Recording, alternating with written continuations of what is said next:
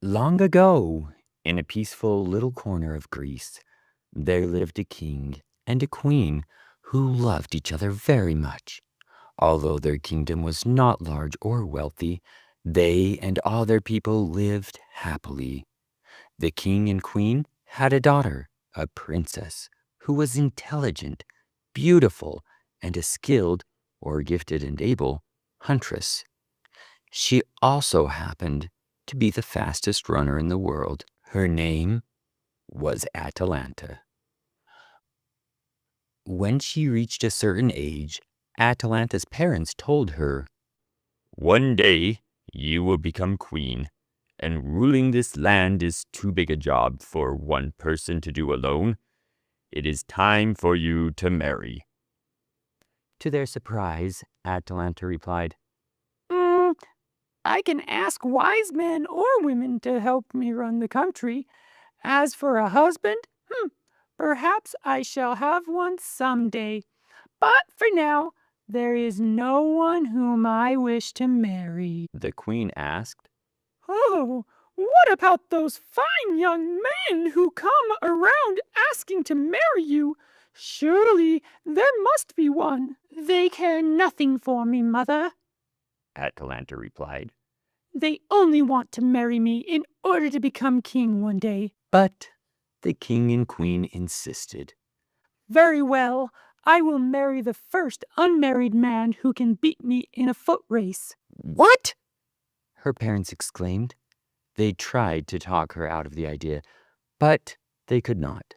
So at last they agreed to her terms or conditions and sent word throughout the land. As you might imagine, many young men came to race against the princess, hoping to marry her. She easily defeated every single one, enjoying herself tremendously or greatly.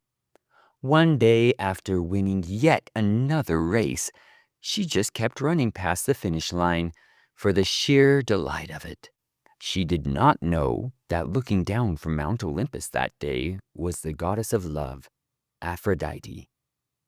The goddess thought, She is making a joke of love.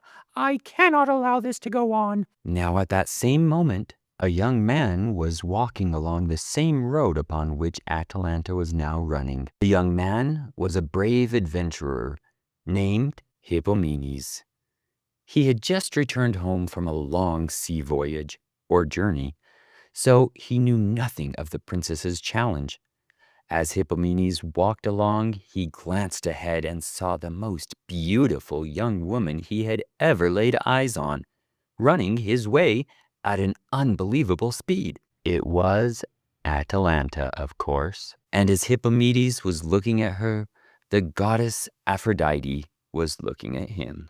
Turning to her son Eros, Aphrodite said, Go and shoot an invisible arrow of love into Hippomenes' heart so that he will fall in love with Atalanta. So Eros did as he was told, and Hippomenes instantly fell in love with Atalanta. He thought, I have never seen such joy on a human face. I would not have thought it possible, but I believe I have fallen in love with her. At once he began to pray to Aphrodite for help, which is what the goddess had planned all along. She appeared before Hippomenes and told him that he must outrace Atalanta if he wanted to marry her. But this is impossible, my lady, Hippomenes told Aphrodite. I am a very fast runner, but I have never seen anyone move as Atalanta does. The goddess presented Hippomenes with 3 apples made of the purest gold that shone almost as bright as the sun. When Aphrodite sees these apples, she will not be able to resist picking them, Aphrodite said. Here is what you must do. The next day, Hippomenes challenged Atalanta to a race. Inside his rather loose-fitting clothing, he had hidden the 3 golden apples. Before the race, he told Atalanta, Your Highness, I want you to know why I am racing against you. Atalanta replied, in order to marry a princess, I'm sure, and become king someday. To her shock, he replied, "No, in order to marry the woman I love. She just happens to be a princess." Then he walked to the starting line while Atalanta thought. Hmm, there is something different about this one. Still, she took her place next to him. A moment later, the race was on. Atalanta began to pull ahead almost at once, but Hippomedes drew one of the apples from inside his clothing and tossed it ahead of her and a little to the side. The moment Atalanta saw the apple, she had to have it. She turned and went after it. As she picked it up, she saw Hippomedes ahead of her, and, losing no time, she took off like a deer. Soon, Hippomedes heard her footsteps closing in behind him. Drawing out apple number 2, he held it up and tossed it back over his shoulder. She turned right around and ran back to get it while Hippomedes ran on. Grabbing the second apple, she saw Hippomedes halfway to the finish line. This time, Atalanta took off like a speeding cheetah, dashing across the grasslands. Soon, Hippomedes could hear her rapid footsteps getting closer, and he took out apple number 3 and threw it into a nearby field of tall grass. Of course, Atalanta went after it, hunting through the grass for the golden fruit while Hippomedes kept running. This one, too, she held in the palm of her hand as she returned to the race. In all of Atalanta's life, she had never run as fast as she had run then.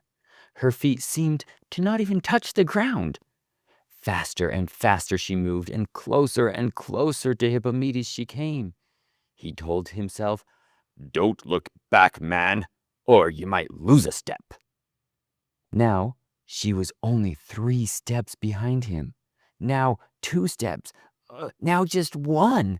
And then she thought to herself,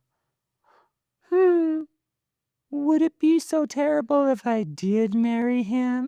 as she thought that, Hippomedes gained a step and crossed the finish line before her. What happened after that? Well, I am glad to say that Atalanta kept her word and married Hippomedes. And I am even gladder to say that she had been right.